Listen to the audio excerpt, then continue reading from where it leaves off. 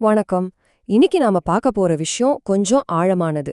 வடகிழக்கு இந்தியாவுல ஒரு அமெரிக்கர், அதுக்கப்புறம் உக்ரைனைச் சேர்ந்த 6 பேர். இவங்கள ஏன் கைது செஞ்சாங்க?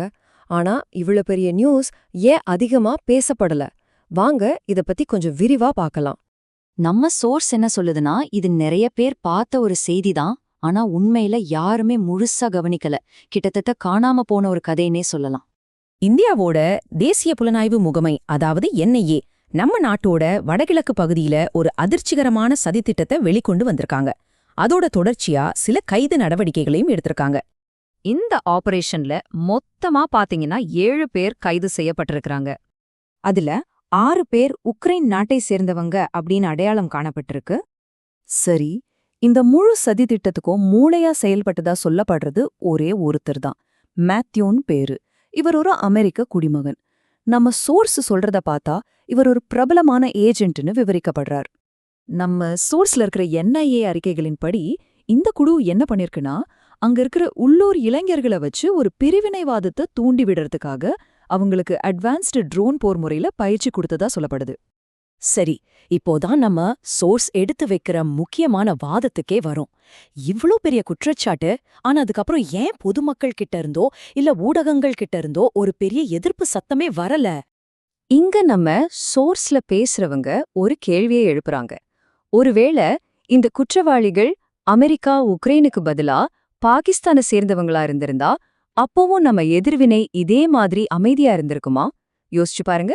இந்த ஒரு கேள்வி நம்ம சோர்ஸோட மைய கருத்தை ரொம்ப அழகா விளக்குது. அதாவது, நாட்டுக்கு வர்ற ஒரு ஆபத்தை வரையறுக்கிற விஷயத்துல ஒரு இரட்ட நிலைப்பாடு இருக்கு. இந்த அமைதி அதை தான் வெளிச்சம் போட்டு காட்டுதுன்னு அவங்க வாதிடுறாங்க. வாங்க இப்போ இதோட பெரிய சித்திரத்தை பார்க்கலாம். இந்த ஒரு சின்ன சம்பவம் எப்படி ஒரு பெரிய புவிசார் அரசியல் கோட்பாடா மாறுதுன்னு நம்ம சோர்ஸ் எப்படி விளக்குதுன்னு பார்க்கலாம்.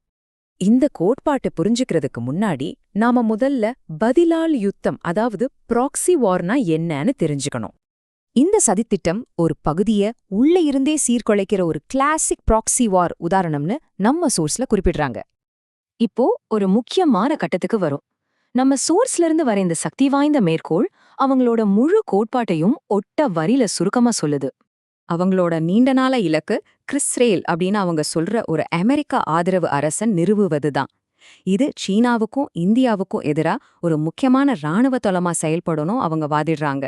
கடைசியா இந்த ஒரு சம்பவத்தை வச்சு தேசபக்தி, தேசிய பாதுகாப்பு இத பத்தினா நம்மளோட வழக்கமான கருத்துக்களையே சோர்ஸ் கேள்விக்குள்ளாக்குது. சோர்ஸ் கேக்குது, தேசபக்தினா என்ன?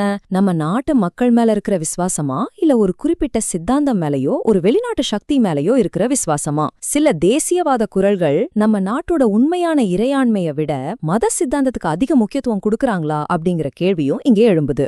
சரி, இது மாதிரி வெளிநாட்டு தலையீடுகளை தடுக்க ஒரு நீண்டகால தீர்வா நம்ம சோர்ஸ்ல இருக்கிறவங்க என்ன சொல்றாங்கன்னா, இந்திய யூனியனுக்குள்ள இருக்கிற மாநிலங்களுக்கு இன்னும் அதிக சுயாட்சி கொடுக்கணும்னு பரிந்துரைக்கிறாங்க.